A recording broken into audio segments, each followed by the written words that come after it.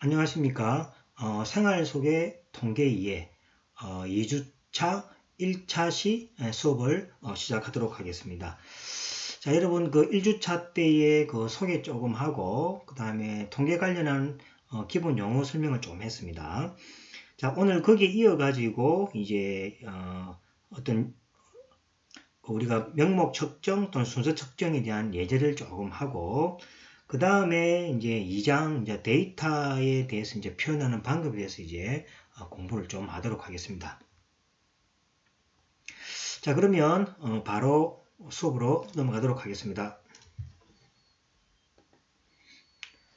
자, 시간에 이제 데이터 종류들을 이렇게 쭉 우리 공부를 했었는데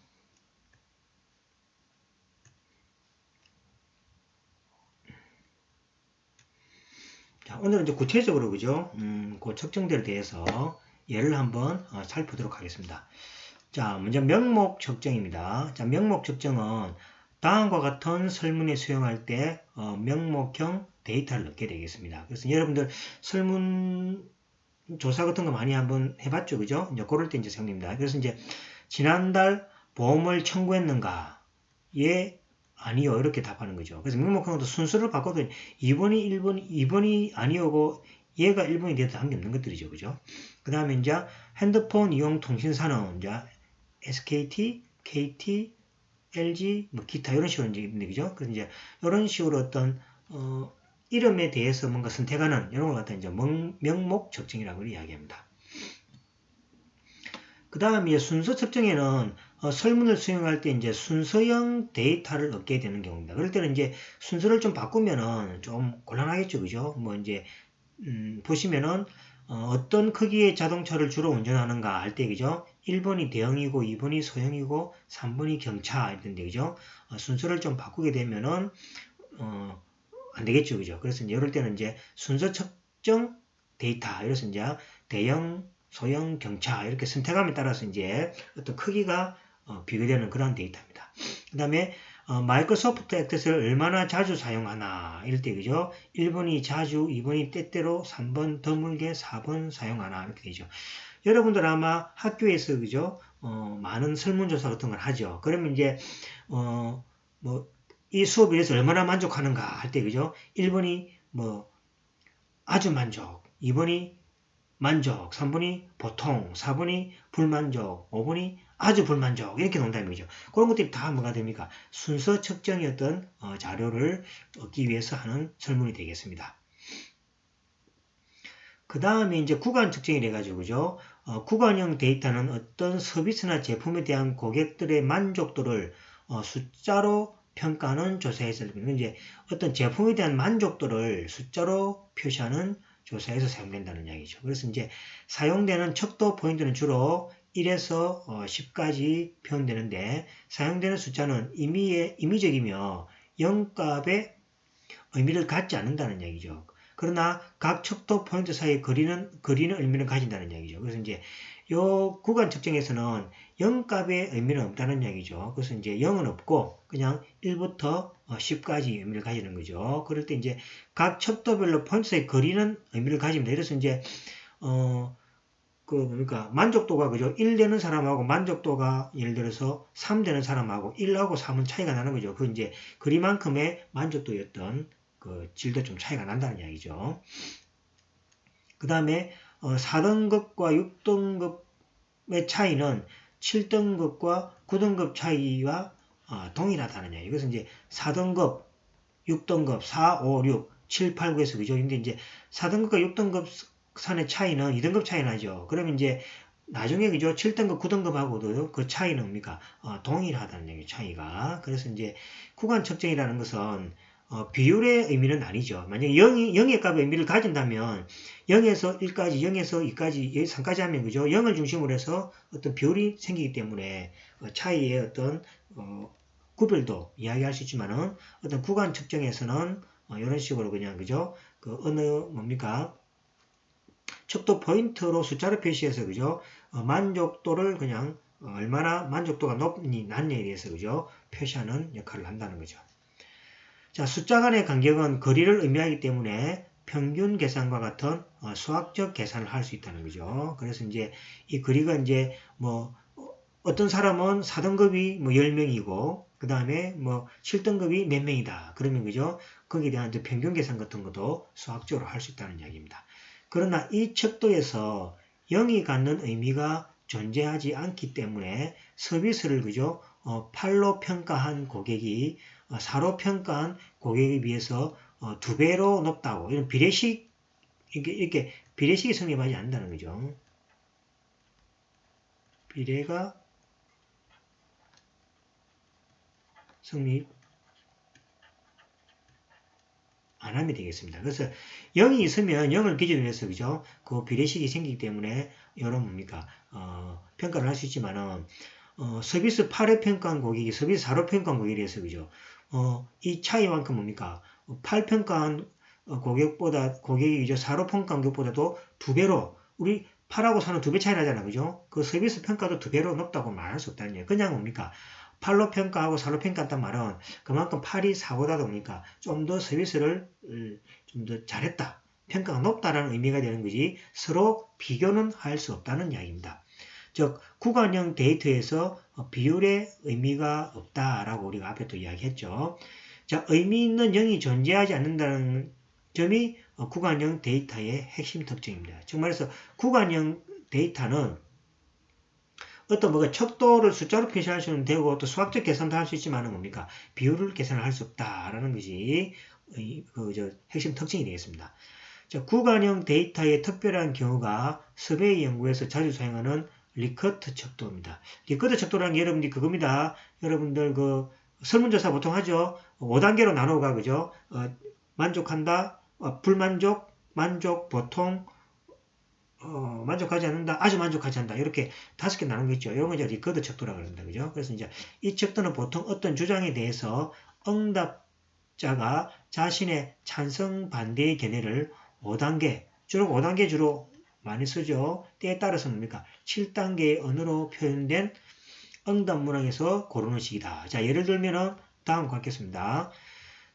대학에 진학할 고등학생들은 수학 공부를 필수로 해야 한다. 하나를 고르시오.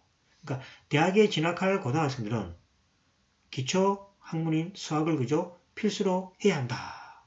고르시오 그러면 그죠? 매우 그렇다. 대체로 그렇다. 그저 그렇다. 대체로 아니다. 매우 아니다. 이렇게 하는 거죠. 이런 것들이 이제 5단계로 주로 나누는 요걸 갖다 그죠? 리커트 척도. 이렇게 이건 이제 구간형 데이터의 예시가 되겠습니다. 자, 그 다음에 마케팅 교수를 어떻게 평가하는지 하나를 고르시오.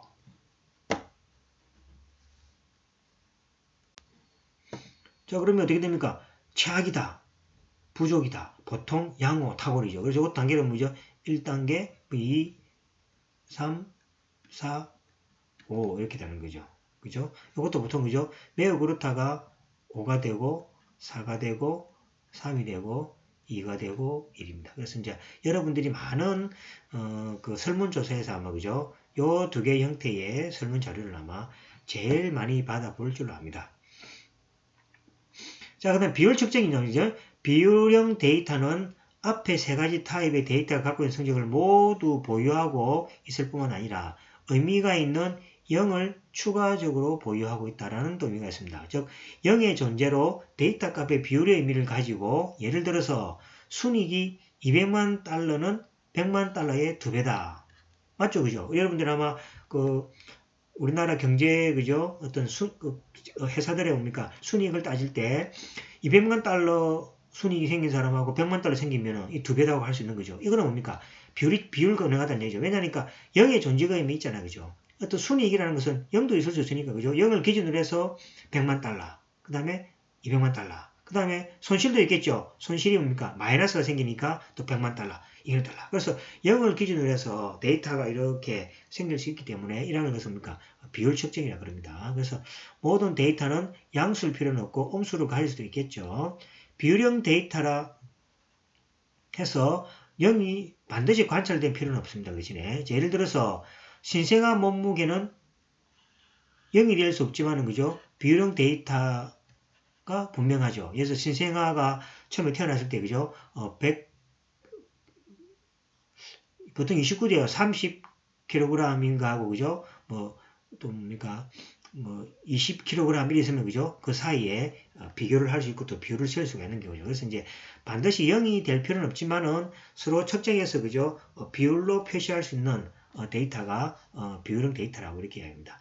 자, 이유는 봅시다. 자, 8파운드 신생아는 6파운드 신생아에 비해서 33%더 무겁기 때문이다. 금방 제가 이야기했던 것들이죠. 그죠? 그래서 이제 비율형 데이터가 0이 있으면은 명확하게 비율형 데이터인데 0이 돼 있지 않더라도 서로 비교할 수 있는 비율로서 비교할 수 있는 데이터가 있으면 다 그것이 뭡니까? 비율형 데이터가 되겠습니다. 자, 중요한 것은 0이 절대적 기준 척도라는 점입니다. 그래서 이제 0이 사실은 그죠? 있으면은 거의 비율형 데이터라는 얘기가 되겠습니다. 자, 마지막으로 참고로 그죠? 여러분들 아마 아시는 분 아시겠지만은 켈빈의 온도입니다. 켈빈 온도는 섭씨하고 화씨와 달리 비율 측정입니다. 그래서 여러분들 그 주로 뭡니까? 온도계 잴 때 그죠? 뭐 10도, 화씨 10도, 뭐 그다음에 섭씨 10도, 20도 그러면 10도하고 20도에 있을 때 그죠?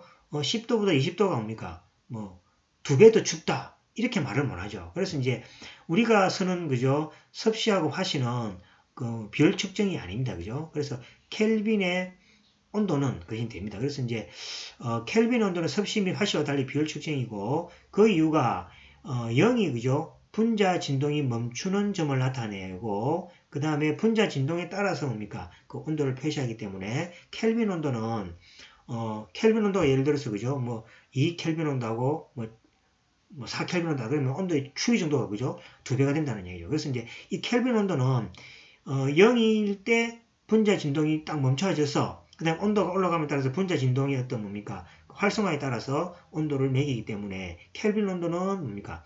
우리가 말하는 비율형 측정이 됩니다. 하지만 섭씨 화씨는 섭씨 온도에서 0은 단지 편의상으로, 그죠? 편의상이라는 게 이제 0도 정도 돼서 뭡니까? 물이 은다라는 의미의, 그죠? 0이지, 편의적인 사용이라는 얘기죠. 그래서 이제 30도씨하고 15도씨에 비해서, 이거는 뭡니까? 30도씨니까 12도씨니까 2배가 더 춥다. 이렇게 못 한다는 얘기. 그래서 이제 2배의 온도는 아니다라는 이야기입니다. 그래서 참고로, 여러분들, 착각할 수 있는 경우죠. 뭐, 지금 몇 도다, 몇 도다 하는 이야기는 비율 측정을 할 수가 없습니다. 단지 뭡니까? 영하 30도가 뭐 영하 15도보다도 더 춥고 그 다음에 30도가 15도보다 뭡니까? 더 덥다라는 그 의미가 있는 것이지 서로 비율로서는 비교할 수 없다라는 그 온도에 관련해서 기본 이제 생활적인 어떤 사실을 몇 가지 설명해 드렸습니다. 이거는 이제 여러분들 켈빈 온도라는 것은 사실은 그 여러분들 우리 생활 속에서는 보기 어려운 온도죠, 그죠? 그래서 여러분들 섭씨 화씨를 조금 검색을 해보시면 켈빈 온도에 대해서 설명이 있으니까 그죠? 좀 더 알고 싶은 분들은 또 검색을 좀 하시면 되고 여러분들 공대생들 같으면 아마 켈빈 온도가 아마 기본적으로 사용될 겁니다. 왜냐하면 이게 이제 절대 온도이기 때문에 그죠? 항상 0도가 0이기 때문에 이 0을 기준으로 해서 그죠? 온도를 뭡니까? 탁 이렇게 절대적 수치로 이렇게 얻을 수 있다는 얘기죠. 섭씨 화씨는 뭡니까? 비율 측정이 아니다라는 것만 아시면 되겠습니다. 자, 이제는 여기 마치고 2장으로 넘어가겠습니다. 자, 여러분들 이제 교재 보시면 2장에서 데이터가 가지고 있는 특성을 정리하여 그래프로 표현하기 이래요. 그러니까 어떤 데이터라는 것은 뭡니까? 아무 의미가 없는 자료의 모임이죠. 자, 이것을 가지고 이제 어떻게 해서 그죠? 그래프로 표시하는지, 시각적으로 표시하는지에 대해서 여러분들이 공부를 하시면 되겠습니다. 자, 교재는 이렇게 보시면은 요 자료를 사용하죠. 저도 요 자료를 사용해서 지금 쭉 말이 많은데, 그죠? 저는 뭡니까? 요 말들을 정리해서 여러분들에게 제공합니다. 자, 보겠습니다.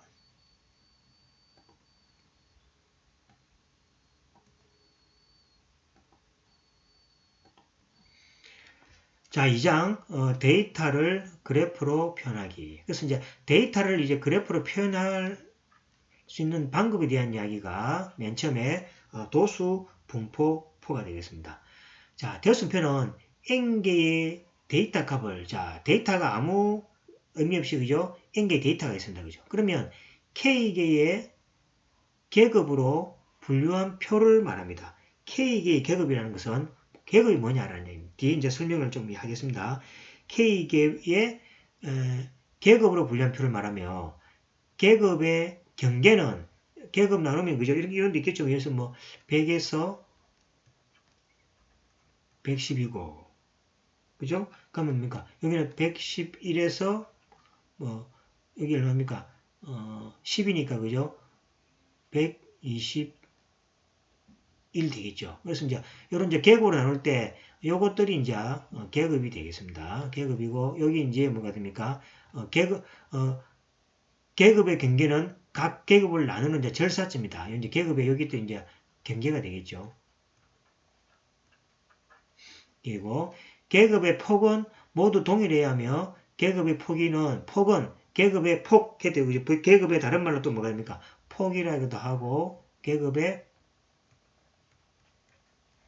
크기라고 해야 여기 이제 요 사이 있죠. 여기 이제 계급의 크기 또는 다른 말로 폭이 되겠습니다. 그래서 계급의 폭을 모두 동일하게 하며 계급 경계가 서로 겹쳐서는 안 되는 거예요. 여기 이제 110이면은 여기 111 됩니다. 그래서 여기 이제 두 개가 겹치지 않게끔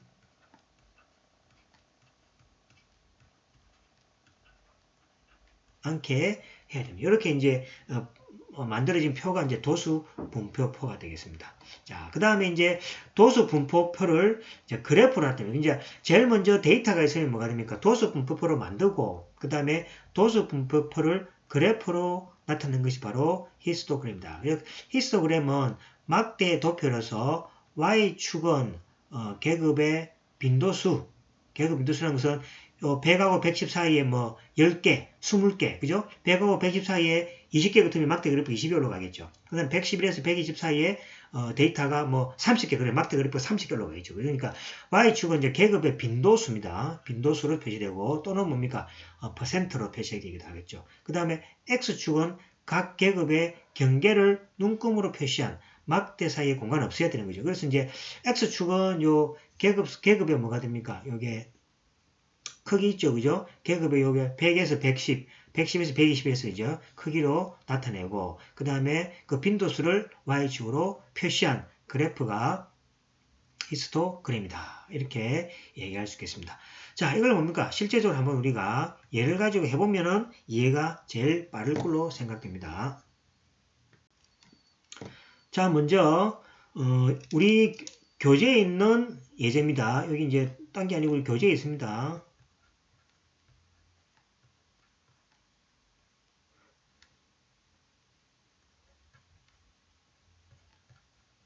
입니다. 자, 다음의 데이터는 프로야구 선수들의 연봉 데이터로 연봉입니다. 2010년 성적 중에서 타율을 기준으로 상위 40명의 연봉을 조사한 것입니다. 이것을 도수 분포표와 히스토그램으로 나타내라. 자, 데이터가 이렇게 주어지니까 그죠? 눈에 전혀 들어오지 않고 그죠? 또 이해가 안 되죠. 그래서 이 데이터를 첫 번째로 뭐가 됩니까? 첫 번째로 뭐로 말할 거야 됩니까? 이거를 도수 분포표죠.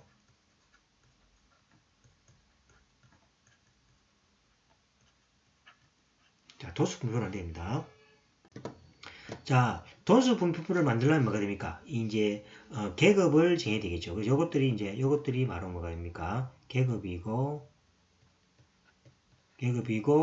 요 사이에 간격이 있죠. 여기 뭐가 됩니까? 계급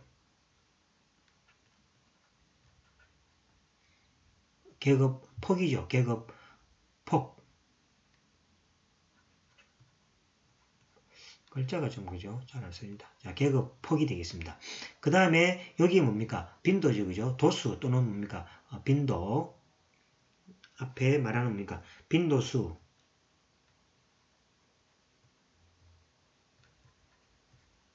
빈도수가 되겠습니다. 간단하게 그냥 뭡니까? 도수라고도 빈도수 또는 도수라고도 이야기합니다. 자, 맨 처음에는 그죠? 0이 하니까 0부터 뭐가 됩니까? 여기 표시되겠죠. 그럼 0에서 100까지. 0에서 100이야 같으면 11명이죠. 그러면 여기 보시면은, 뭐 하나, 둘 해서, 그죠? 이게 총 11명이란 말이죠. 그럼 11명이. 그 다음에 100일에서 200 사이에는 13명, 200일에서 300 사이에는 5명, 300일에서 400 사이에는 6명, 그 다음에 400일에서 500 사이에는 2명, 500일에서 600 사이는 1명, 600일에서 700 사이는 2명이 되겠죠. 그래서 총 이게 뭡니까? 40명이 나오는 거죠. 그래서 이제 이 도수분표를 그려지고 그 다음에 도수분표를 이제 뭐가 됩니까? 이걸 표시한 것입니까? 이거 히스토그램이라고 그랬죠. 여기 히스토그램. 히스토그램을 그림죠. 자, 히스토그램을 그리려니까 자, 요 계급 구간을 뭐가 됩니까? X축으로 가져야 되죠. 그 다음에 도수를 뭐가 됩니까? Y축으로 가져야 되죠. 그래서 여기 보시면 0하고 100이니까 100, 그 다음에 100하고 200이니까 겹치면 안 되겠죠. 100하고 200이니까 요게 200, 그죠? 200, 요 100하고 200 사이가 되겠죠. 그럼 200하고 300, 그 다음에 300하고 400, 400하고 500, 500하고 600, 600, 700이죠. 그래서 이제 100 밑으로는 뭐가 됩니까? 11명이니까 여기 11명이 되고, 그 다음에 200 밑으로 오니까, 그죠? 200 밑으로 오니까 여기 몇 명입니까? 13명이 되겠죠. 그 다음에 300하고 200 사이는 여기 5명, 400하고 300 사이는 6명, 500 밑으로는 2명, 그 다음에 1명, 2명 해서, 그죠? 자, 어떻습니까? 요 자료만 보다가, 그죠? 오른쪽 히스토그램을 보니까 확실히 눈에 들어오죠. 연봉이 100 이하인 사람은 11명이니까, 연봉이, 그죠? 200인 사람이 좀 많네, 그죠? 그래서 이제 요 그래프를 쭉 연결해 보면은, 그죠? 대충 이러한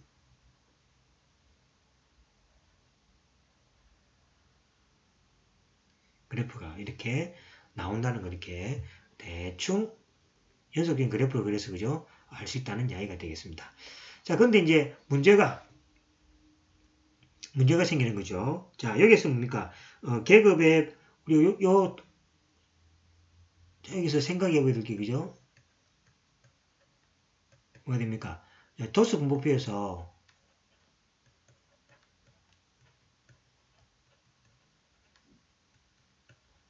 자, 도수 분포표에서, 자, 뭡니까? 계급의 개수는 몇 개입니까? 계급의 개수,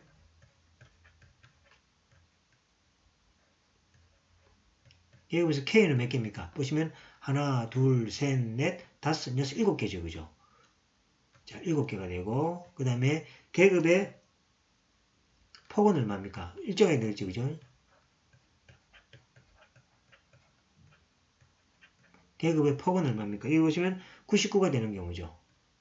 그죠? 그러면 이제 이 계급의 개수 요 7이라는 거하고 계급의 폭이 99라는 것은 어떻게 정한다는 얘기죠? 나는 이렇게 하지 않고 이 사이에 폭을 넣으면 더 촘촘하게 하면 뭐가 됩니까? 이 계급의 개수가 더 많이 클 수도 있겠죠. 그래서 계급의 개수를 좀 크게 하고 작게 하고 폭도 뭡니까? 임의로 할 수 있는데 이 계급의 개수를 7로 하고 폭을 99로 하는 것은 어떤 기준으로 할 것이냐라는 게 필요하겠죠. 그래서 이제 밑에 이제 설명이 나옵니다. 그래서 그냥 100% 다음 기준으로 한다라는 것은 아니지만은 다음 기준을 참고로 해가지고, 그죠? 적당하게 폭이 무릇이 똑같아야 되니까 99나 100이 되도록 잡고, 계급의 구간도 뭐가 됩니까? 꼭 7이 될 필요는 없죠. 약 6이나 때에 따라서 8이 될 수 있도록 조절할 수 있는 거죠. 그래서 이제 약간 다르게 할 수 있지만은 그 기준되는 그 과정이 다음에 있습니다. 자, 예제 2.1에서 사용된 도수분포에서 계급의 수가 7이고 계급의 폭이 99입니다. 이처럼 도수분포표나 히스토그램을 작성하기 위해서 계급의 수나 계급의 간격을 결정해야 합니다. 그죠? 해야 합니다.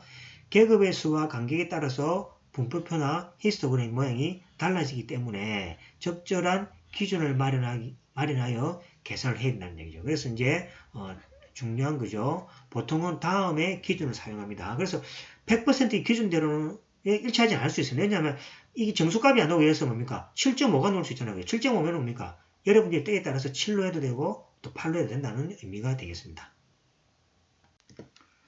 자, 보시면 먼저 그죠? 1단계로서 그죠? 자료를 정합니다. 자, 자료를 정한다는 것은 이제 아까 전에 연봉을 할 것인지 또는 뭡니까? 뭐 타율을 할 것인지 이렇게 자료를 정한다는 말이죠. 그 다음에 그 자료에서 최대값 또는 최소값을 정합니다. 자, 최대값을 이제 max라고 하고 최소값을 minimum, min이라고 합시다. 자, 그 다음 범위를 정합니다. 최대값에서 최소값을 뺍니다. 그래서 max에서 min를 이렇게 뺀다는 거죠. 꼼꼼하면 그 다음에 계급의 개수를 정합니다. 계급의 개수를 정하는데 정수값을 정해야 되니까 이게 이제 스터지스 규칙을 해가지고 자 K는 1 플러스 로그 2 로그의 2를 밑으로 하는 로그 2입니다. 그 다음에 자료 개수 이렇게 자료 개수 가지고 그죠? 40개니까 앞에서 그죠? 1 플러스 로그 2에 40 하면 되겠죠. 또는 자 이렇게 하든지 간에 그 다음에 K는 뭐가 됩니까? 1 플러스 3.3 로그 자료 개수. 요거 이제 로그는 요거 상용 로그에 그죠? 10입니다. 그죠? 그래서 이제 상용 로그 10을 해줄 것 같으면은 1 플러스 3.3에다가 자료 개수 상용 로그를 해주면 되고, 그 다음에 밑을 이러하는 로그를 해줄 것 같으면 1 플러스 로그 2 자료 개수, 이렇게 해주면은, 어떤 K값이 정해지는, K값이 예를 들어서 6.2라고 합시다. 그러면 뭡니까? K를 6으로 잡아도 되고, 뭐 7로 잡아도 관계없습니다. 그래서 이제 6이나 7이나 잡아서 여러분들이 적당하게, 그죠? 계급의 폭을 정해가지고 도수분표를 만들면 되겠습니다. 자, 그 다음에 5단계는 뭡니까? 계급 간격, 즉 계급이 아까 폭이죠. 폭은 뭐냐니까 자, 맥스 빼기 아까 맥스 값이 있었죠. 미니 값이 있을 겁니다. 그 다음에 계급에 뭐가 됩니까? 개수죠. 나눠주면은 그게 계급의 폭이 되겠습니다. 그 다음에 이제 계급 구간을 구하면 이제 그죠? 자, 그러면 이제 미니멈 가장 작은 미니멈 값에다가 u를 그죠? 대주죠. 이것을 이제 u1이라고 합니다. 여기 이제 계급 1입니다. 그 다음에 u1 더하기 u를 내서 u2가 되고 u2 플러스 u에서 u3가 되는 경우죠. 그래서 여기 뭡니까? 가장 작은 값에서 뭐 u1 여기 계급 첫 번째 계급에서 쭉 가는 거예요. 그래서 이제 제일 작은 값에서 더하기 u를 하는 거죠. 그죠? 그러니까 미니멈 값이 정말 이 말이죠. 미니멈 값에서 뭐가 됩니까? u를 더해줬으니까 u1이죠. 그죠? 그 다음에 u1 더하기 1에서 u1 뭐 더하기 1에 되겠죠. 1에서 뭐가 됩니까? u1 더하기 u 해준 거죠. 여기 바로 u2가 되고 그죠. 이런 식으로 이제 계속하는 거죠. u2에 더하기 1에서 u2 더하기 u 해서 여기 바로 u3가 되는 게. 그럼 여기 이제 뭡니까? 쭉 이래서 그죠. 계급이 만들어지고 개수도 이제 아까 개수는 뭐가 됩니까? 요 k 있죠. k만큼 만들어지겠죠. 이렇게 이제 구해진다는 얘기입니다. 나중에 이제 뭡니까? 요걸 손으로 계산할 수 없는 거죠. 그래서 2주차 때에 엑셀로 가지고 제가 계산하는 방법을 보여주도록 이렇게 하겠습니다. 자, 그러면 자 우리가 원하는 거는 뭡니까? 히스토그램이죠. 자, 그럼 히스토그램이 꼭 막대 그래프처럼 보인다 아닙니까? 그죠? 그럼 우리가 이 막대 그래프를 그냥 뭐 그리면 되지 히스토그램 말로 합니까? 그럴 수 있다면 그죠? 그래서 이제 히스토그램과 막대 그래프 이제 차이점이라서 우리 책에도 있습니다. 자, 그 차이점이 말입니다. 자, 막대 그래프는 범주로 구분되는 데이터의 순서를 뭡니까? 의도적으로 바꿔도 아무 그 관계가 없지만은 히스토그램은 오른쪽 그림과 같이 막대 순서를 임의로 바꿀 수가 없다는 얘기죠. 자, 한번 보겠습니다. 이거는 막대 그래프고 이거는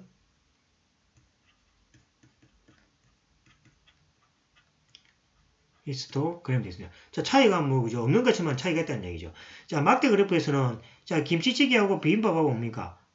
순서를 바꿔도 관계없죠. 그러면 김치찌개가 뒤로 오면 그죠? 그래도 비빔밥이 22명이고 김치찌개가 40명이다. 그죠? 이걸 순서를 바꾸더라도 그 이해하는 데는 그죠? 전혀 변동이 없는 경우죠. 하지만은 이 달라지죠. 그죠? 그래서 2500하고 2000하고 이렇게 순서를 바꾸게 되면은 그 사이에 뭐가 됩니까? 요 의미가 그죠? 완전히 달라져 버리죠. 그래서 만약 2000이 이만큼인데 2500이 이래 가면 그죠? 2500하고 2000 사이에 요 범위가 그죠? 정해지가 있는데 이걸 정할 수가 없는 거죠. 그래서 이처럼 히스토그램 오른쪽 그림과 같이 막대 순서를 임의로 바꿀 수가 없습니다. 바꾸면은 의미 자체가 생기지도 않고 그죠? 또 그래프 자체도 그릴 수 없는 경우가 되겠죠. 그래서 이 X축에 있는 이 자료들 뭡니까? 순서를 바꿔도 이해하는데 아무 의미가 없으면 막대 그래프죠. 그런데 뭡니까? 순서를 바꿀 수 없는 경우는 항상 히스토그램이 되겠습니다.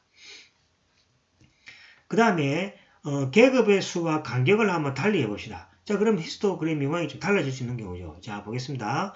자, 같은 앞에 자료에 대해서, 그죠? 계급의 수를 6개 하고 계급의 간격을 8개로 이렇게 합니다. 그죠? 그래서 이제 초기를 98에서 106으로 해가지고 조금 앞에 그 데이터 있죠? 그 자료를 이렇게 바꿉니다. 바꾸면은 자, 이런 식의 히스토그램이 나오고 계급의 수를 이제 10개로 올리고 그 계급의 간격을 그죠? 5로 이렇게 해버립니다. 그러면은 저 95에서 이렇게 되겠죠. 그럼 여기 계급에 여기 5가 되는 거죠. 요거는 폭이 8이 되는 경우죠. 이런 식으로 이제 앞에 자료를 가지고 임의로 그죠. 계급의 수하고 간격을 이렇게 해버리면은 모양이 뭐가 됩니까? 그래 모양이 조금 이렇게 돼버리고 이거는 뭐가 됩니까?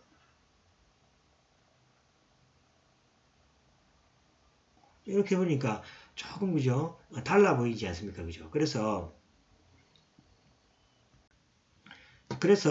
기준점이 필요하다는 얘기죠. 자, 보시면은 앞에의 왼쪽은 그죠? 요렇게 앞에 한 거죠.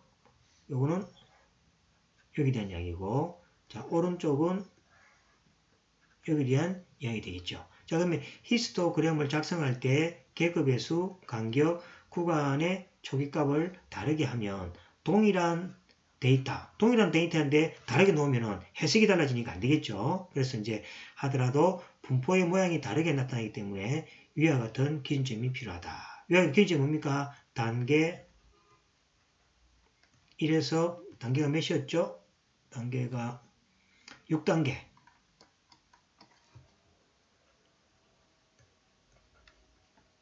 6이 그죠? 필요하다는 이야기입니다. 그래서 한근 여러분들은 히스토그램을 그릴 때는 위의 단계를 거쳐서 문제를 풀고 해주면 되겠습니다. 자, 그 다음에 예제 2.3을 보도록 하겠습니다.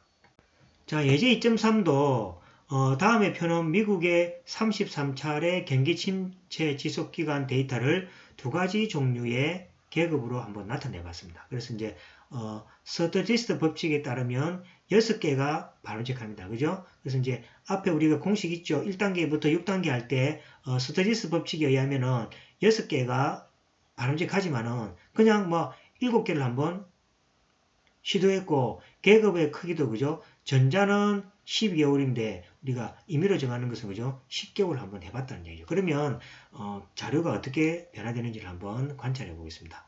자, 계급이 6계급이고 7계급이고 그 다음에 요거 사이에도 그죠? 여기 보시면은 12가 되는 거죠. 12가 되고 요거는 뭐가 됩니까? 10으로 바꿨습니다. 그죠? 폭이 10이고 10인데 이렇게 바꿨습니다. 그러면 자료는 그죠? 같은 개수의 자료 돼서 하게 되겠죠. 그러면 이제 6계급인 경우에 히스토그램, 그 다음에 7계급인 경우에 대해서 히스토그램을 각각 한번 그려보면은 자, 다음과 같게 되겠습니다. 자, 어떻습니까? 자료가 그죠? 뭐 이런 식으로 해가 그죠?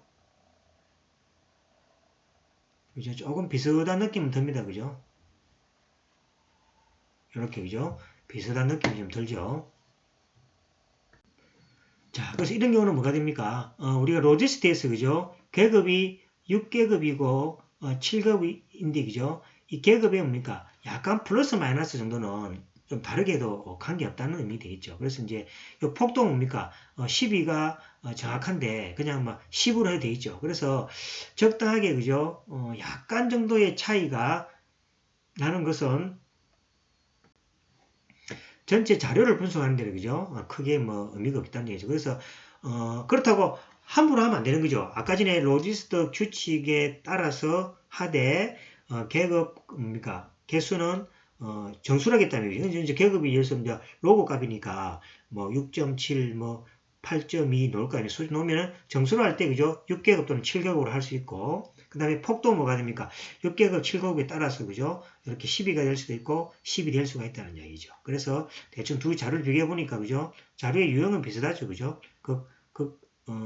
두 번째 구간에서 약간 높고 이것도 높고 그죠? 이렇게 가면 갈수록 뭔가 낮아지는 거죠. 그래서 가면 갈수록 낮아지는 형태죠. 그래서 이제 어떤 평균이나 분산 그 다음에 표준 편차를 구할 때는 거진 많이 차이가 안 나기 때문에 이러한 뭡니까 차이 정도는 여러분들이 그죠? 조금 여러분들의 개인적인 방식에 따라서 해도 괜찮다라는 의미가 되겠습니다.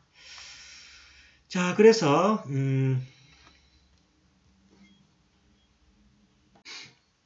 자, 우리 교과서 보면은 33페이지하고 그죠? 37페이지에 2.2절의 막대 그래프와 원 그래프에 대한 설명이 있습니다. 그죠? 그래서 제가 이제 요거는 이제 2주 2차 시에 엑셀 설명을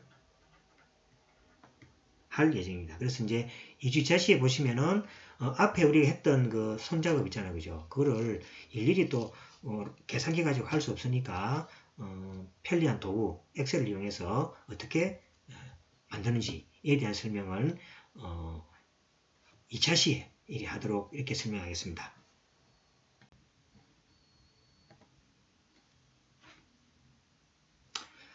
자, 2주차 때 이제 조금씩 자료를 분석하는 이제 기법을 조금씩 하고 있습니다. 그죠? 그래서 2주차 1차 시에 어떤 데이터가 이렇게 그죠? 그냥 집합처럼 있을 때 그 데이터를 이제 의미 있는 데이터로 만들기 위해서 도수 분포표, 그 다음에 히스토그램을 만드는 방법에 대해서 했고 그 만드는 방법도 기준이 있다 이야기했습니다. 그죠? 그 기준을 여러분들이 잘 익혀서 이렇게 만들 수 있으면 되겠습니다. 하지만은 이 앞에 로고 값하고 이런 것들을 그죠? 물론 계산기로 하고 해도 됩니다. 그죠? 여러분 한번 처음에 계산기로 해보고 손으로 한번 해보시기 바랍니다.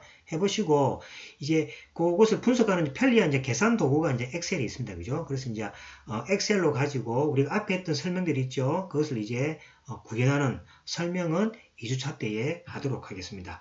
그래서 앞에 우리 교재 보시면은 항상 그 엑셀의 명령하고 이런 것들이 다 포함되어 있으니까 제 설명을 들으면서 교재에 있는 그 엑셀 그 방법 있잖아요. 그죠? 그것도 읽어보시고 하면서 따라가시면은 계속 반복되는 어떤 엑셀이기 때문에 처음에는 조금 어려울 수 있지만은 금방 따라갈 수가 있겠습니다.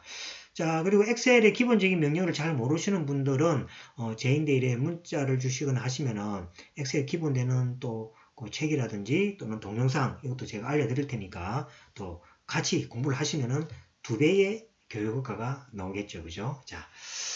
자, 이래서 조금 길었지만은 2주차 1차 시 수업을 마치고 조금 쉬었다가 2주차 2차 시 엑셀 강의에서 뵙도록 하겠습니다. 수고하셨습니다.